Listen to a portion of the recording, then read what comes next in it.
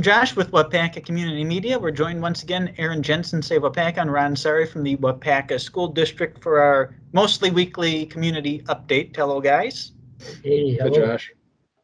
And the first thing we want to talk about, anyone that's been anywhere near downtown knows downtown's tore up. It's making some good progress. Concrete's laying down, and I think people are seeing signs that maybe in the near future, Main Street might be complete and in much better shape than it was. And with that, there's going to be a celebration coming up. Tell us about that, Aaron. There is, and we've talked about how this is a project that happens once every 75 or 100 years. So many people watching this video will likely never see this happen again on Main Street. And that's something to celebrate. It's something that we've been planning for over a decade, well over a decade. Previous staffs, previous councils, current staff members, current council, and all the work that's gone into this, not only in the planning, but obviously throughout this summer, and then the impact that it's had from a not an ideal standpoint throughout this summer, but from a really positive standpoint, once we get this thing reopened, moving into the future, we feel like it's something to celebrate for sure, and we're excited to do that on October 29th, calling it a Main Street celebration. It's going to start at 3:45 with kind of an official ribbon cutting ceremony. And so who gets to cut that ribbon? I think it's going to be Mayor Smith. Okay. That'd be my guess. So I know he's going to say a few words, talk about the process. We'll get a big scissors, do all that.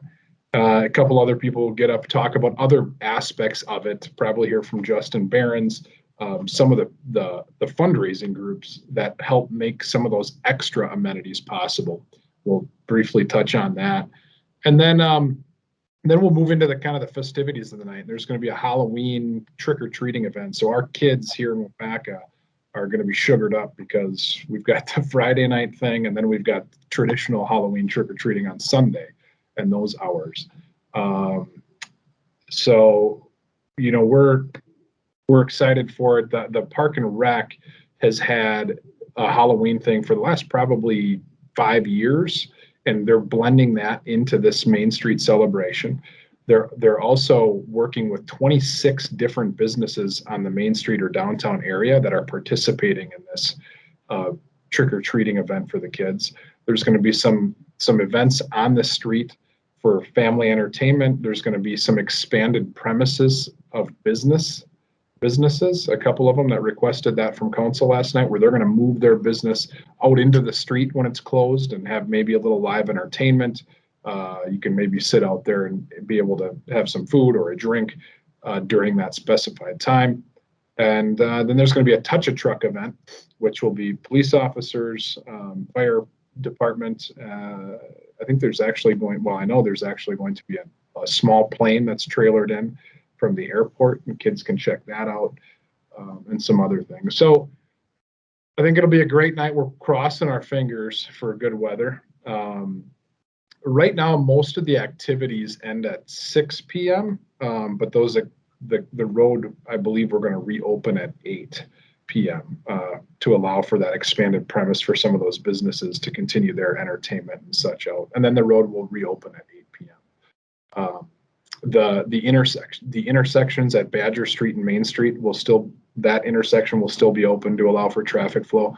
And the same goes for the intersection at Water Street, Granite Street, Cooper Street, Main Street. There's 4 streets coming into there, but the north end of Main Street will also be open to allow for traffic flow. So mark your calendars, October 29th. Our staff has done a fantastic job planning it, specifically the Park and Rec department, and we know we're looking forward to it. Very cool. We're going to shift COVID a little bit. That's another topic aside from town being tore up that's on a lot of people's minds. And Ron, I know you follow the numbers in the school district, and I know you're looking at quarantine lengths and maybe a little bit of positive news with the way the numbers are trending. What do you know right now? Well, Josh, what I know is it looks like with our internal data, our cohort and our student data with the COVID, it looks like we peaked the week of the 20th. So that means on the 21st, we had 20 student positives, and 114 quarantines. That's kind of where we peaked on the 20th, 21st. And now our quarantines are down in the 70s, and our numbers are getting close to single digits for the students. So we're pretty excited about that positive piece. It is countywide, we're kind of the similar type of reflection, but for us internally, we're ahead of the county and we're decreasing quicker and faster. So I'm pretty excited about that, and also knowing Fingers that the high crossed that school, keeps going that way. yep, and the high school numbers are very, very low. So I'm feeling pretty optimistic about that and what that'll mean here for us in the future. And I know you were saying one of the challenges with the school year is the number of people out on quarantine and the number of hours of instruction that are lost because of that. Right. You know, like I said, on the 21st, we had 114 kids in quarantine, and that equates to 752 hours of instruction. And it's really hard for us as a school district, you know, wanting to provide the quality education that we know we can when we have that many kids out for that amount of time. And so that's something that we're focused on and we're looking at, and hopefully we can make some changes here, and hopefully the numbers continue to go down. Very cool. Let me want to close out today with some good news, a lot to be excited and proud of with school athletics. So pile on that good news, Ron. Yeah, well, you know, on top of that, it's homecoming week, and the kids and the staff are having a great time. And then when on top of homecoming, as you said, our boys soccer team just won last night our conference. So I think it was 15-0. So they're a dominant force, our boys soccer. And then our girls volleyball received an honorable mention in the state for our division. So that means our girls team in our division is in the top 15 in the state. So that's something to be proud of and excited for.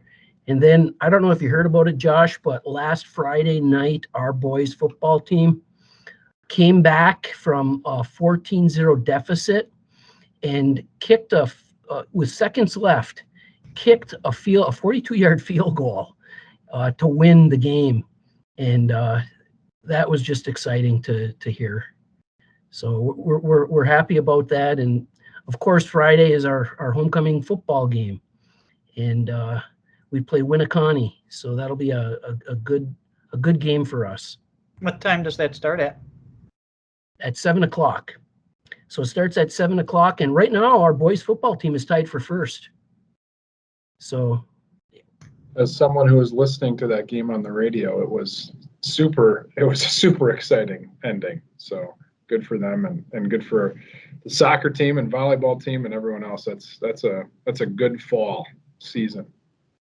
You know, just a year ago, you were debating would you even be allowed to do sports, and this year, a very successful sports season. So what a nice way to be. Yeah, it is. You know, and when you think about it, Josh, where we were this time last year, the amount of fear that we had, and one of the things that I've learned personally is how resilient we can be as an organization, as individuals working through this pandemic. It's just great. Well, Ron, Aaron, appreciate the updates and some of that really good news in there as well, and we'll talk again soon. Thanks, Josh. Thanks, Josh.